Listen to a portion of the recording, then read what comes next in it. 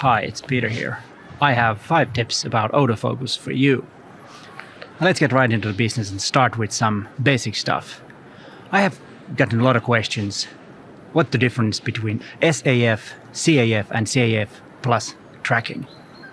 Let's talk about those first. SAF, which is single autofocus, is good for subjects that do not move. You press the shutter button halfway and it will lock the focus where the focus point is and it will stay there. So if the subject moves, the image might be unsharp.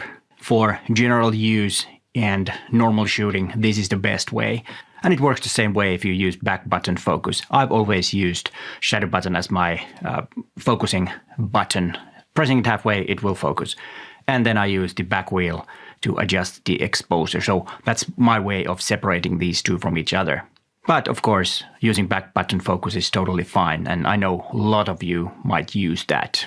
Please let us know in the comments down below if you are using back button focus and why, because I know that there are some advantages. It's something that I just haven't gotten used to it. Then we have CAF, which is continuous autofocus, and this will focus continuously, like it says, and this is the best way to do if your subject is moving a bit. But remember, if the subject is moving from the AF point area that you have chosen, then it will focus to the background. The focus points do not follow the subject. You need to move the camera to follow the subject if you're using CAF. And then CAF plus tracking is the way if you want the focusing points to follow your subject. And this works in every camera that there is that has the tracking. It might work a bit better in other brands and then not so good in other brands.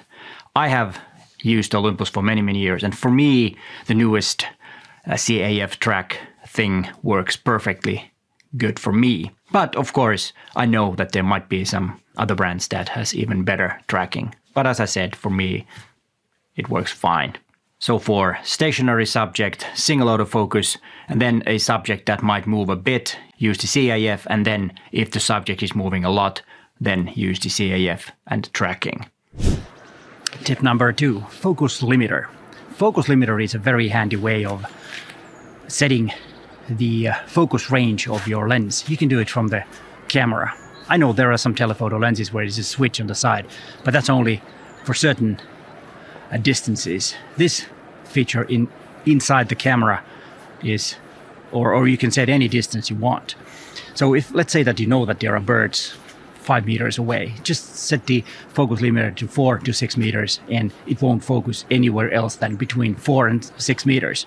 So if the focus for some reason tries to focus to the background, it won't. If you don't have it on, it might focus on the background sometimes and you will lose the shot. And of course this applies to any other photographic genres, but bird photography, this is very handy, or wildlife for that matter. And this tip was from Espen Helland, a Scottish, or actually Norwegian, wildlife and nature photographer who lives in Scotland. It is in one of his videos. And tip number 3, AF orientation. You can set your camera so that it has a different AF method. If the camera is like this or like this, it changes it automatically. And to be honest, I have not used this at all. But do you have any ideas, or have you used this? Because this would be interesting to hear. And please let us know in the comments if you have taken advantage of this feature, because I haven't.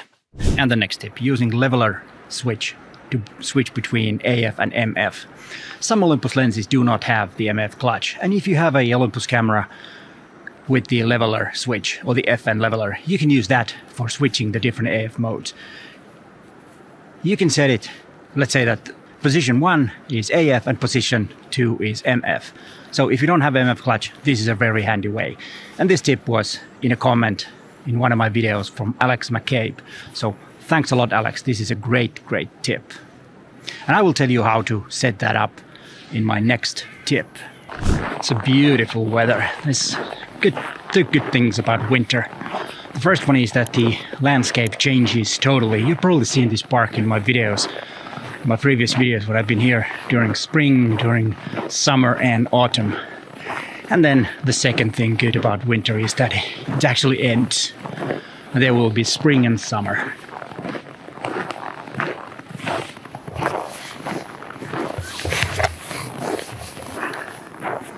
Then an extra bonus tip. I came to this park to do two things. First making this video, or part of it, and then photographing some of these birds that they have here. There are some feeding stations. But guess what? I did not have a memory card in my camera. So the best thing to do, if you have 2 memory card slots in your camera, have a spare memory card always in the second memory card slot. And if this ever happens to you, you will have the spare memory card right there in the slot 2 and use that. So no images today. Oh no. And I am a pro photographer. Have you ever wanted to spend a week dedicated to photography so that everything is about your personal development? Well, now you have a possibility here in Helsinki next August 2022. This year, I and Matti Solanto will have a workshop here in Helsinki about your personal development. We got 10 spots on the whole workshop and we only have 3 left. And if you're interested, go into the description down below and see what is it all about. I hope to see you in Helsinki next August. And I promise there won't be as much snow as it is right now. And like always, there will be an extra tip after tip number 5. An MF clutch adds one more. But if you have an MF clutch on your camera, is the leveler thing useless, so you don't switch between AF and MF? No. On the contrary, it is very useful to use the leveler method to choose the focus. Because you can have SAF and CAF with the leveler, and then you have the third one with MF clutch. And that is a good way of switching between different focusing methods. This tip was from Johan Depris. Thanks Johan so much for this tip. And here is how to set the leveler. Set the FN leveler function to mode 2, then set the leveler to position 1 and choose the AF features for that position. Then set the leveler to position 2 and choose the AF method that you want on that. Then you'll set. Changing from SAF to, let's say, like tracking is really easy. And this is very handy if you're photographing, let's say like birds. Sometimes they're sitting on a place somewhere and then they might start flying and you can switch to tracking mode with one button, and that works really well. Of course, if you have the M1X, this might not be the thing because you do have the bird recognition and that will make it easier. But if you don't, then this method is the second best. Then you can save these settings to custom modes, which is very handy. Thanks again, Alex and Johan, for these great tips.